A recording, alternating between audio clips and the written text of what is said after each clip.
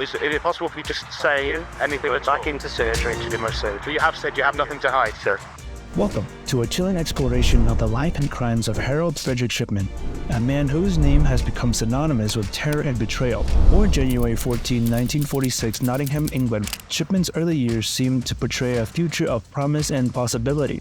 Raised in a working-class family with devout Methodist values, he excelled in both academics and athletics, showcasing a talent and ambition that hinted at a bright future. However, beneath this veneer of normalcy lurked a darkness that would ultimately consume him and countless others. Frederick Shipman's early years unfolded against the backdrop of the Bestwood estate in Nottingham, England, seemingly ordinary yet harboring seeds of darkness that would later bloom into a harrowing tale of horror. Born into a working-class family, Shipman was the second of 3 children, his father a lorry driver and his mother a devout Methodist. Despite the humble beginning, Shipman's childhood showed promise. However, tragedy cast its shadow over Shipman's formative years when he was struck with the cruel reality of his mother's battle with lung cancer. The agony and suffering he witnessed during her illness left a permanent mark on his psyche, planting seeds of resentment and despair that would ultimately manifest in unimaginable ways. Little did anyone know that this experience would serve as a precursor to the methodical cruelty Shipman would later unleash upon unsuspecting victims. Despite the trauma of his mother's illness and eventual passing, Shipman's ambition remained strong. Fueled by a desire to heal and perhaps influenced by the morphine administered to ease his mother's pain, Shipman pursued a career in medicine with unwavering determination. His enrollment at the University of Leeds in 1970 marked the beginning of a journey that would lead him down a dark and twisted path. Harold Shipman's descent into darkness was a gradual but persistent journey, marked by a chilling disregard for the sanctity of life and insatiable thirst for power and control. His career as a general practitioner began instantly enough, with the facade of a compassionate healer concealing the sinister depths of his true nature.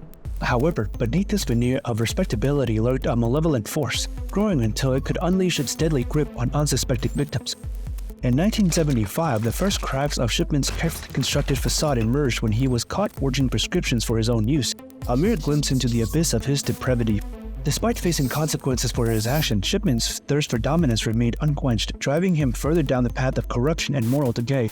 With each passing day, his grip on reality weakened and his descent into darkness accelerated. His move to Hyde, Greater Manchester, marked the beginning of his carnage. A reign built upon the broken bodies and shattered trust of the most vulnerable members of society, elderly patients, their frailty and dependence making them easy prey, became the unwitting victims of Shipman's insatiable appetite for destruction. Behind closed doors, he wielded his medical expertise as a weapon, exploiting the trust placed on him to satisfy his twisted desires.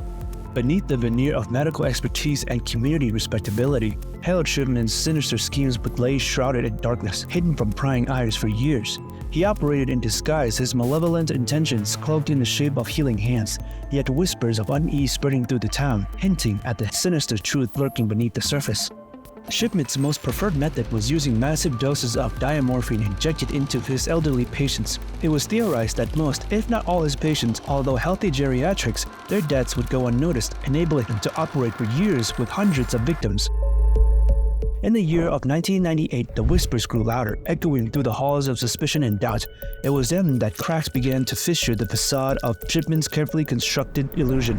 Suspicion began to rise as the unnaturally high death rate among Shipman's patients cast a cloud of fear over the community.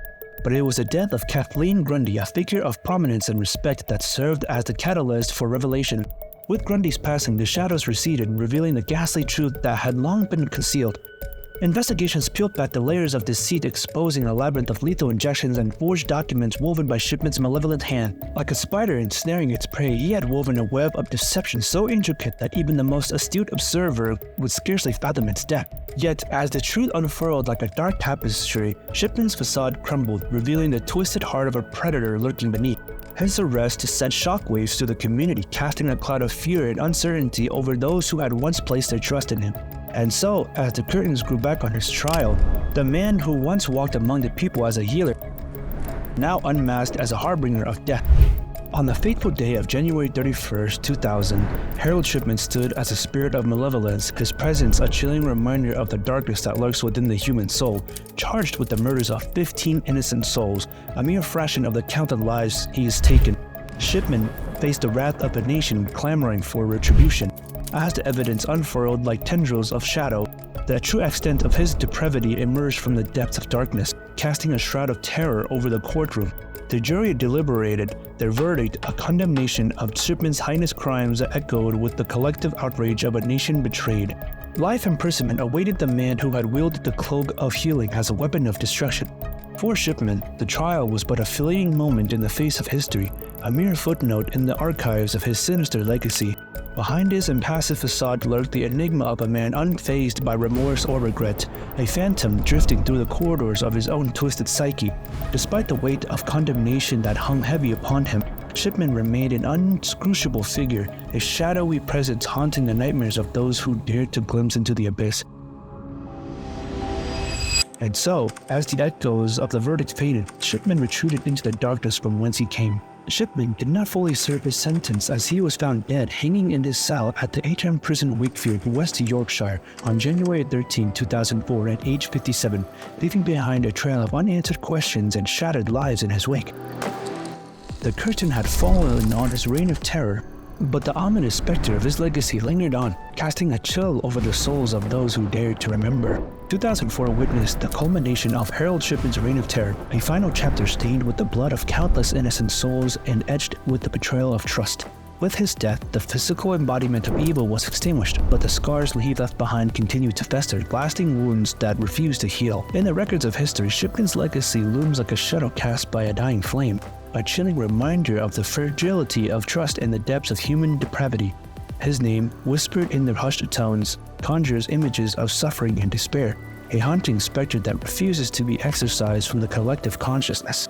The Shipman Inquiry, a beacon of hope in the sea of darkness, laid bare the systemic failures that allowed such atrocities to occur unchecked. Reforms were enacted, safeguards put into place, yet the story of Dr. Death lingers, an ever-present reminder of the darkness that dwells within us all. As we reflect on the sinister legacy of Harold Shipman, let us not forget the lives he claimed and the wounds he inflicted upon an unsuspecting world. May his story serve as a solemn reminder of the dangers that lurk in the shadows and the importance of remaining vigilant in the face of evil. If you would like to learn more about an in-depth story of Harold Friedrich Shipman and his deeds, take a look at the link in the description below. The book is free upon signing up for a free trial. Just use the link in the description.